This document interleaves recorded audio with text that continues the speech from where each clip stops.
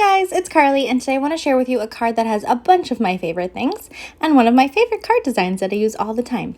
So I'm starting with a heavyweight 110-pound cardstock panel, and I'm going to use that to die cut my shaker windows with these big words. I love the big words. So you can see I've got the OMG, I've got hi, I've got hooray, and I'm going to do a little bit of ink blending to go behind them. So for that, I've got a card that is made out of smooth Bristol because it's my favorite for ink blending. And I'm just going to use some brushes to apply some distress ink. Now the reason I die cut my shaker windows first is so I could overlay on my card front and make sure I'm getting color where I want it, where I need it, and all that kind of good stuff. So I'm going to keep using blending brushes and my favorite rainbow distress inks to get that rainbow color kind of onto my card front. I won't make you watch the whole thing in real-time speed because that could be boring. But basically the idea is I'm putting down one color, then putting down the next color, and kind of blending in between to get a little bit of a mix. So that pink and orange is going to give me a little hint of red, and then I can keep putting my window over the front to make sure I like how it's looking.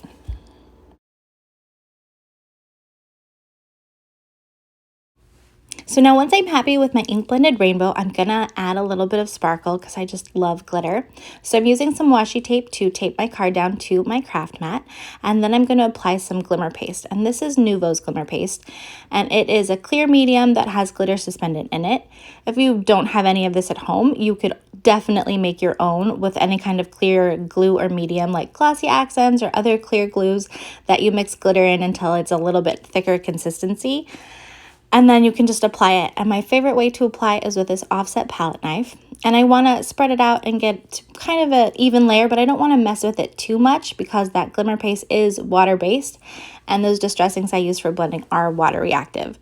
So I don't want to muck up my rainbow. So I'm being kind of careful. And then you can see that the glimmer paste on my palette knife gets a little bit colored. So I'm not going to put that back in the jar. I'm actually going to pitch it in the trash. I'm just going to wipe that palette knife with a baby wipe, and then it's easy cleanup. Plus I've used that washi tape, which is disposable, so that's easy cleanup. And then I just recommend wiping your lid or wiping your jar before you put your lid on, because if it's messy, it can really get stuck on there, kind of cement-like.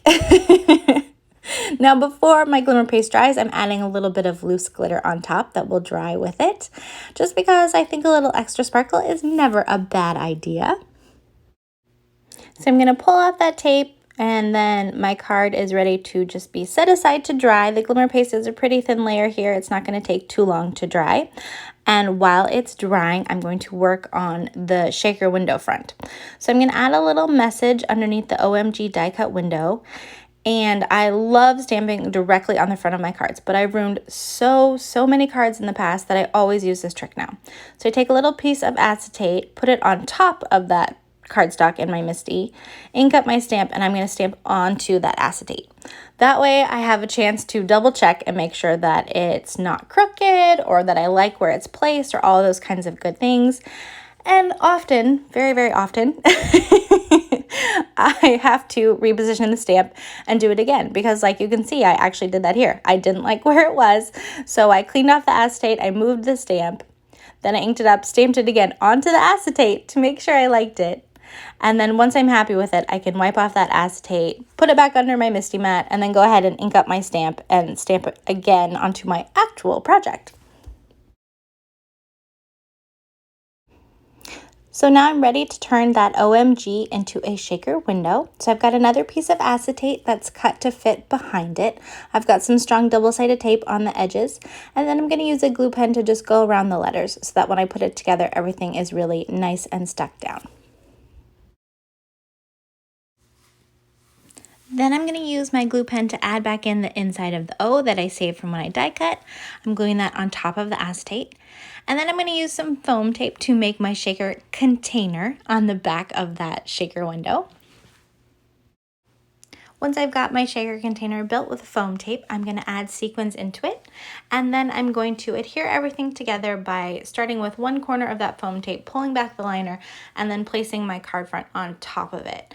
And then I can go around and kind of pull out the rest of the liner papers and stick everything down. This just makes it easier for me to center. Other than that, I'm kind of rubbish at centering panels and cards together, and otherwise it's a crooked mess. So this is the easiest way for me to do it. You can also use tweezers to get in there if it's hard to get your fingers in.